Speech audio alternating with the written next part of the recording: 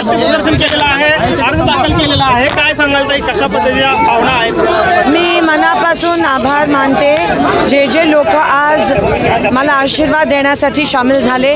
गावागावावरून तांड्यावरून गावागावावरून स्वइच्छेने आज लोक आली.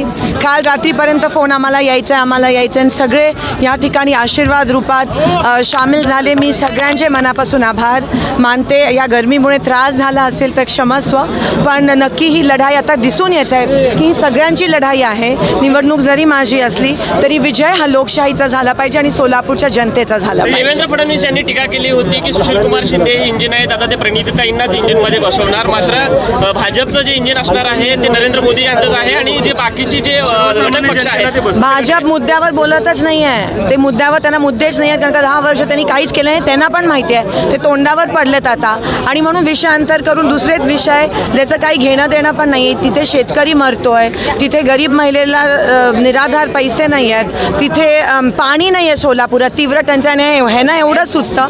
आता जनता ऐकून घेणार नाही आहे. जनता खूप हुशार झाली आहे आणि तीव्र रोष पण आहे जनतेच्या मनात भाजपच्या विरोधात. उमेदवार आहात पण टीका साहेबांवर केली जाते, कसं पाहता? मी त्यांना मागच्याच त्याचं उत्तर दिलेलं की मी उमेदवार आहे, माझ्याशी लढा आणि विषयांतर करू नका, मुद्द्यावर बोला. आज त्यांचे दोन्ही खासदार, माजी खासदार त्यांच्यासोबत उभे पण नाही आहेत, दिसत पण नाही आहेत. त्यांना लाज वाटते का त्या खासदारांची? आणि इथे जे माजी खासदार काँग्रेसचे होते, माझे आदरणीय शिंदेसाहेब, ते खांद्याला खांदा लावून आमच्या सगळ्यांसोबत सोलापूरची अजूनही सेवा करत आहेत.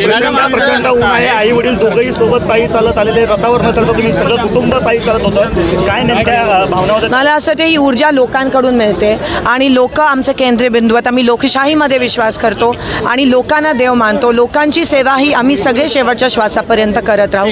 लोक आहेत म्हणून आम्ही आहोत. देवेंद्र फडणवीस म्हणाले की पाण्याच्या प्रश्नावरून की बाबा हे केवळ स्वप्न दाखवतात, आम्ही स्वप्न पूर्ण करणारी माणसं आहोत. मग मला सांगा, 2 वर्ष झाले महानगरपालिका निवडणूक का नाही घेतली? उजनीचं नियोजन का नाही केलं? उजनीच्या आवर्तनाच्या मीटिंगला आमदारांना का नाही बोलवलं गेलं?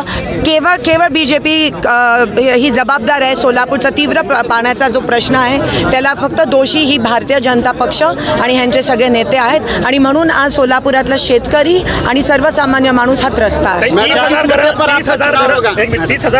तयार केली, 30,000 घरं बांधली, मात्र त्याचं श्रेय देखील भाजपने घेण्याचा प्रयत्न केला. त्याचं उत्तर आज आडम मास्टरजींनी दिलं आहे की ते 30,000 घरं जी बांधली ती आदरणीय मनमोहन सिंगजींच्या आशीर्वादामुळे, आदरणीय सोनियाजींच्या मार्गदर्शनाखाली ती बांधण्यात आली आणि ते बरोबर आडम मास्टरजींनी त्यांच्या शब्दात त्यांना उत्तर दिलं. प्रदेशाध्यक्ष देखील आपल्या सोबत खांदा लावून आलेले आहेत. त्यांचा आशीर्वाद नेहमीच.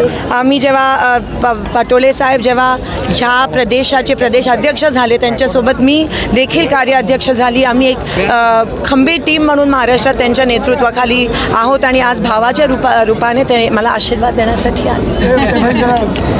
काडादी साहेब पण आहेत, काका साठे आहेत, खंदारी साहेब आहेत, भालके साहेब. पिछले 1.5 महीने से विविध मुद्दों पर बहस और आरोप प्रत्यारोप है। जो चुनाव है लोकसभा का, किस मुद्दे पर होगा?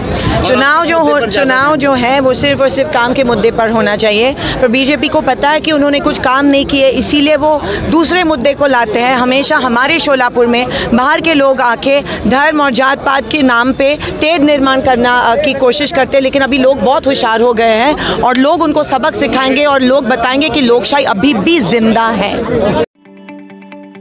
ताज्या बातम्या पाहण्यासाठी प्राइम महाराष्ट्र न्यूज चॅनलला सबस्क्राइब करा.